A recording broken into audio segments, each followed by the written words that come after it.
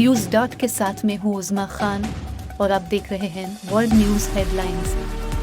News number 1। अमेरिकी वज़ीर ख़ारजा Antony Blinken ने यूक्रेन की हिमायत और रूसी अफ़वाज के ख़िलाफ़ उसकी जवाबी कार्रवाई को ज़ाहिर करने के लिए कैफ का दौरा किया और कहा कि वाशिंगटन इस बात को यकीनी बनाना चाहता है इसके इत्तेहादी के पास मज़बूत ताकत हो। News number 2। हिंदुस्तानी वज़ीर ख़ारजा सुब्रमण्यम जयशंकर ने कहा, चीन के सदर शी जिनपिंग का इस हफ्ते नई दिल्ली में होने वाली G20 सरबराही कॉन्फ्रेंस को छोड़ना कोई गैर मामूली बात नहीं थी और इससे मीटिंग में इत्तेफाक राय पैदा करने के लिए मुज़ाकरात पर कोई असर नहीं पड़ेगा।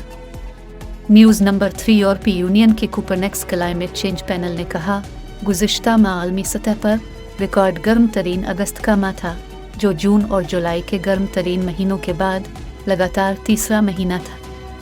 News number 4। दाएं बाजू के प्राउड बॉयज़ ग्रुप के एक साबिक रहनुमा एनरिक टिरियो को मंगल के रोज़ 6 जनवरी 2021 को अमेरिकी कैपिटल पर हमले के जुर्म में 22 साल कैद की सज़ा सुनाई गई।